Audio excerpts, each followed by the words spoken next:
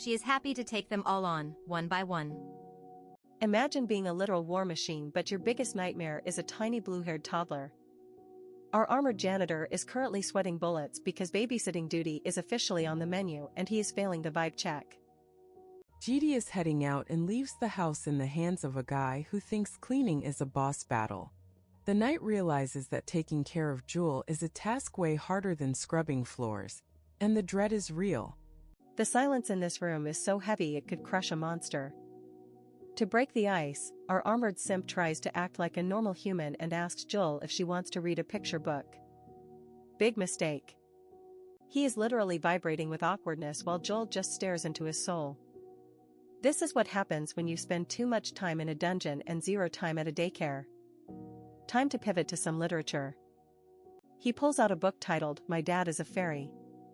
It should be wholesome, right? Wrong. This guy is about to overanalyze a children's story like it is a classified military document from the underworld. Jewel actually looks interested for a second, thinking she is getting a cute story. Little does she know, her guardian is about to turn this fairy tale into a dark historical documentary about war and suffering. Instead of a magical forest, this armored scholar claims the setting is a primordial death trap from before the Demon Age. Bro, it is just a drawing of some trees, why are we talking about ancient apocalypses? He points at the characters and casually theorizes that the mom is definitely dead because, in that era, having even one parent alive was a literal miracle. This guy is the ultimate buzzkill at parties. He claims the bedtime stories mentioned in the book are probably just propaganda from the Great War. He even labels the little girl in the story as a war fanatic. Someone please take the book away from him. The dad in the story goes missing, and instead of saying he went to buy milk, this knight suggests he went to the front lines to capture war concubines. Look at the carnage in his imagination, he is totally unhinged. Jewel looks like she just witnessed a crime. Her face is a mix of pure horror and why is this my life? Our knight is still yapping, completely oblivious to the fact that he just traumatized a child. Jewel has finally had enough of the historical trauma and points towards the corner. The knight realizes he ruined the mood so hard that even the toddler wants him to go sit in timeout. While the knight sulks in the corner like a rejected RPG protagonist, the scene shifts to the academy. We get a glimpse of a mystery blonde, but the real drama is just pulling up in a black sedan. Enter Gong Ju-hee, the heiress of a top-tier swordsmanship clan who cares more about her foundation shade than her family legacy. She is the textbook definition of a high-maintenance red flag. Ju-hee is out here complaining that sword training makes her sweaty and ruins her makeup. She sees a crowd of reporters and naturally assumes they are all there to worship her. The ego on this girl is massive. Her secretary has to drop the truth bomb. The media does not care about her. Ju-hee is fuming as she realizes she is being overshadowed. She pushes through the crowd to see who stole her spotlight. It is Uriam, and she is casually sitting on a male student like he is a piece of IKEA furniture. The best part? The guy is a total simp and says it is a reward. Modern society is truly cooked, guys. The reporters are desperate for a scoop, but Uriam is not playing. She tells them they get one question each and better make it fast. She immediately cancels a reporter just because his intro was too long. Savage. A French reporter asks her how it feels to be the center of the superhuman world, and she just says it sucks while picking her nose. She even calls her own fan cafe members idiots. She really has zero chill. Then comes this greasy reporter, Park Gango. He is looking for a scandal and starts grilling her about her past interviews. You can practically smell the desperation and sweat coming off this guy through the screen. Uriam decides to troll him into the shadow realm. She leans in with a smirk and asks if he wants to have relations with her. The entire crowd goes silent. She just nuked this man's career with one sentence. The reporter tries to play it off as a joke, but he's actually a snake. He threatens to write a malicious article filled with his own twisted interpretations if she does not behave. He really chose death today. Gango thinks he is a genius for provoking her to get views. He is grinning like a creep, thinking he has the upper hand. Little does he know, Uriam is about 5 seconds away from catching a murder charge. Yuriam loses her patience and prepares to turn this guy into a red stain on the pavement.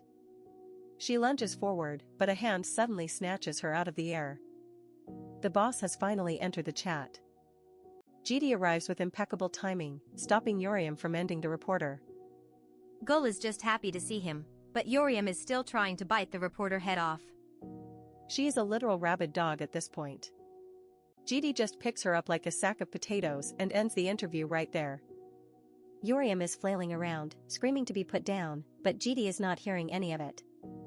The interview is officially over. Before leaving, GD drops a chilling aura that makes every reporter in the area want to retire. He warns them not to publish a single word about this incident, and his eyes say he is not joking. The greasy reporter is left shaking in his boots as GD walks away. He tells Gull to get to class so she is not late for her first day. Even when he is threatening the media, he is still a responsible guardian. Welcome to the academy, where even the legendary swordsmanship classes start with a lecture so dry it could turn a dragon into a raisin. Meet Professor Kai, the guy who thinks talking about history is more important than actually swinging a blade. And here is our favorite red-headed menace, Yuriam, who is currently 1 second away from choosing violence. She is not here for the mindset of a warrior. She just wants to know the fastest way to turn someone into a kebab. Our girl is literally enduring this boredom only because she has a massive grudge against the hooded armor chunk known as GD. She is manifesting his downfall while sitting in a desk, which is peak relatable behavior for anyone stuck in a math class. Since the lecture is a total snooze fest, Yuriam decides to test GD's patience by leaning on him. She thinks she is being a master seductress, asking if he is embarrassed by the physical contact. Girl, you are trying to flirt with a literal brick wall. GD just gives her the 1,000-yard stare of a man who has seen the end of the world and finds it less exhausting than this teenager. Yuriam pouts because her charms are hitting a 0% success rate. It is honestly embarrassing to watch. She complains that being kidnapped was supposed to be all dopamine and high-stakes drama. Instead, she is stuck in this weird family roleplay where she has to do homework and attend lectures. This is not the villain arc she signed up for. Yuriam is out here demanding fighting, killing, and the sweet taste of victory. She is basically a walking red flag with a caffeine addiction, and the professor is finally starting to notice that his star pupil is losing her mind in the back row. Professor Kai finally snaps. He sees Yuriam acting like a restless chihuahua and decides that a little manual labor is the perfect cure for her bad attitude. Look at that smug mustache, he knows he is about to ruin her entire day. The sentence is passed, detention and floor scrubbing. Yuriam looks like she wants to incinerate the entire building, but GD is right there to make sure she actually picks up a sponge. This is the ultimate fall from grace for a dragon. Scrubbing floors is apparently worse than a physical beating for our red dragon. She is fuming, wondering why she is the one doing the dirty work while GD just watches. This is the least glamorous training montage in the history of manhwa. She suggests calling the house janitor, you know, the literal living suit of armor, to do the job. But GD reminds her that the armor guy is busy babysitting the blue dragon, Jewel. Yuriam is officially out of excuses and out of luck. She asks the big question, is your life even fun? And GD, being the absolute ray of sunshine that he is, just says not really. Imagine being so OP that even living becomes a chore. He is the definition of suffering from success. He explains that he lives simply because life continues and he cannot give up. Yuriam calls it an edgy teenager line, and honestly, she is not wrong. He is reaching levels of brooding protagonist that should not even be possible. Back at the lair, the mood is still trash. Yuriam is trying to solve a Rubik's Cube, which is hilarious because she has the patience of a ticking time bomb. The armor guy is just hovering there, being a total creep as usual. The armor guy's clanking is driving her insane. She finally loses it and chucks the cube at his head. Poor guy is just trying to do his job, but being a guardian in this house is basically a death sentence with extra steps. Yuriam is spiraling because she hasn't had a good fight lately. She is basically a shark that needs to keep biting things to stay alive. The sisters are watching her like she is a zoo animal having a mental breakdown. Then she does the unthinkable. She calls the green dragon by her actual name, BOM. BOM looks like she just saw a ghost. Usually, Yuriam only uses names when she is about to commit a felony or if she is dying. BOM is genuinely worried that Yuriam has a fever, but our red dragon is just having an existential crisis. She wants to know why anyone bothers living if they are as miserable and boring as GD. The vibes in the room are officially cooked. BOM leans over to Joel and whispers that Yuriam is finally entering puberty. The reaction is instant. Yuriam can hear everything, and she is absolutely fuming. Nothing offends a dragon more than being told they are just a hormonal teen. Yuriam repeats GD's edgy line about life continuing. Joel thinks it sounds exactly like something their mister would say. It is official, GD has successfully infected the children with his nihilism. We love to see it. She points out that humans usually live for enjoyment. Like Gul, who is currently about to ascend to heaven just by eating a piece of cake. Look at that yellow monkey, she is the only one in this house with a functioning serotonin level.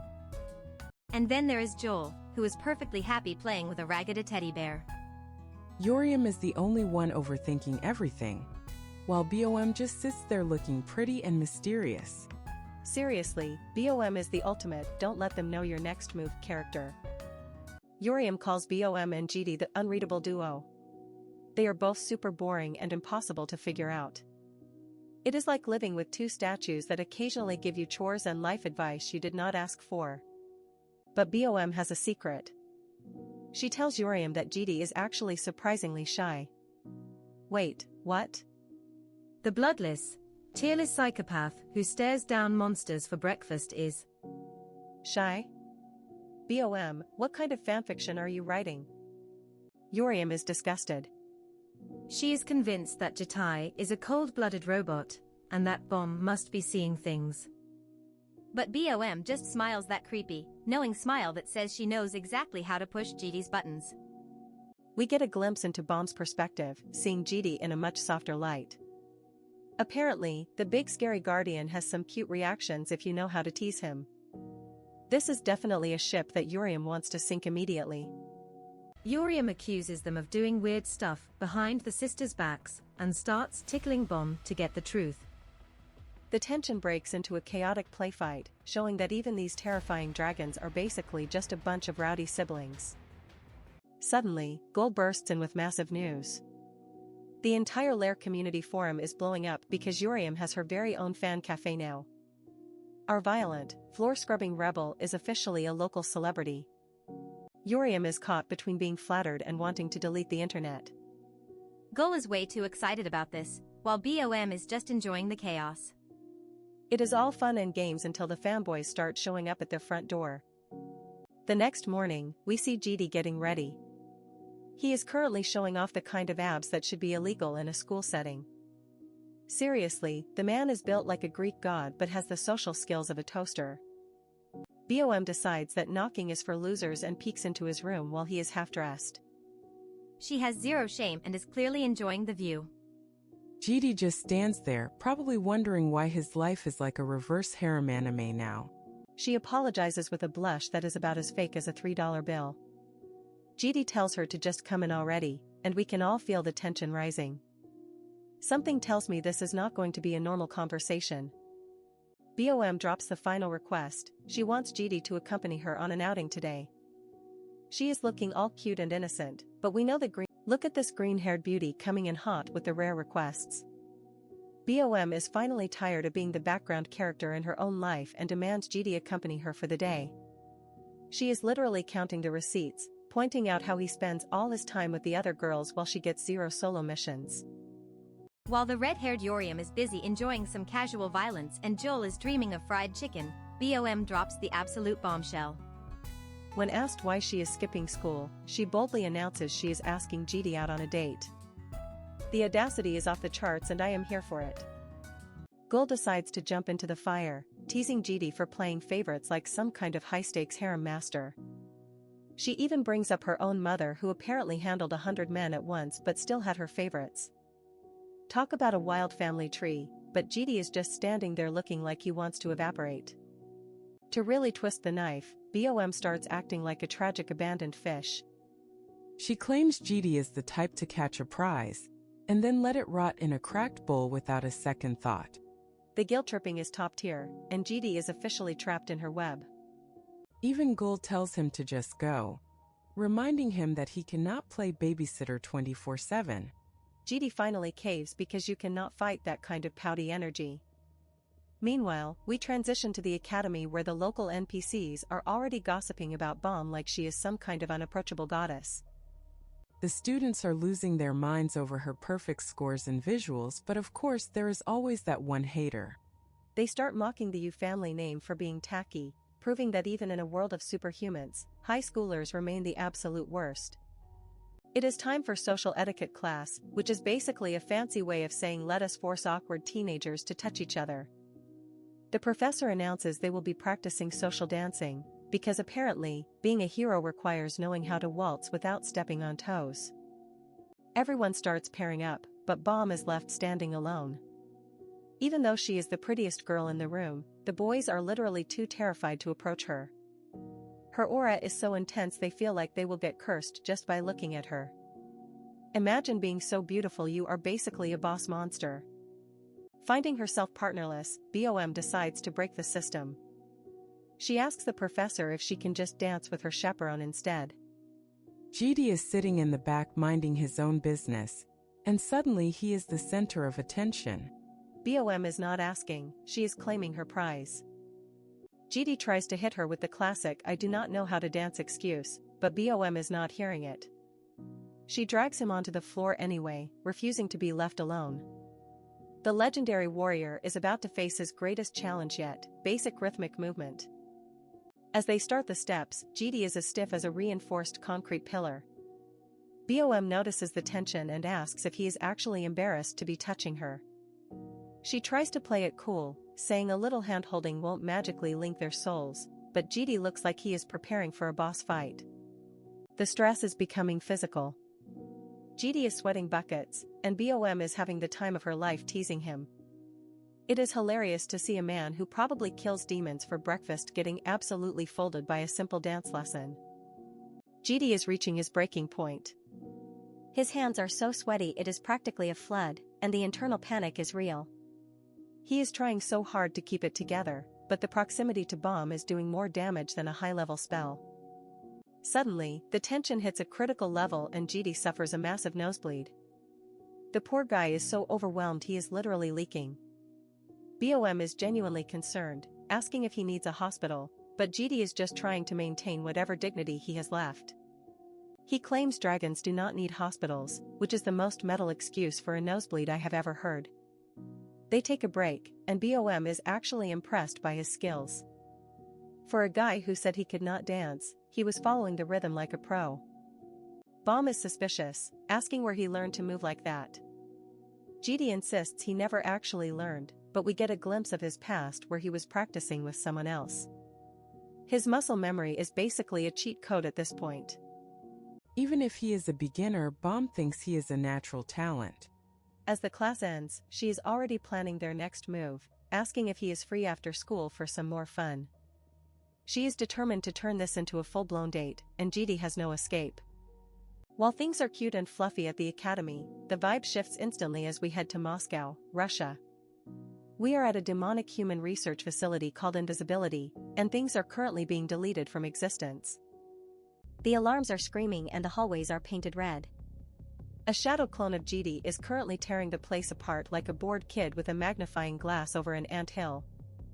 The demonic humans are fleeing in absolute terror because a literal monster has entered their house. One researcher thinks she can escape and contact headquarters, but she is dreaming. GD's shadow clone corners her in the dark, and his presence alone is enough to make her soul leave her body. He is not there for a chat, he is there for information. He demands to know the location of a commander-class demonic human known as Prototype X. The researcher tries to act tough, saying she would rather die, but GD has heard that one before. He explains that when the pain gets real, all that human-like acting disappears.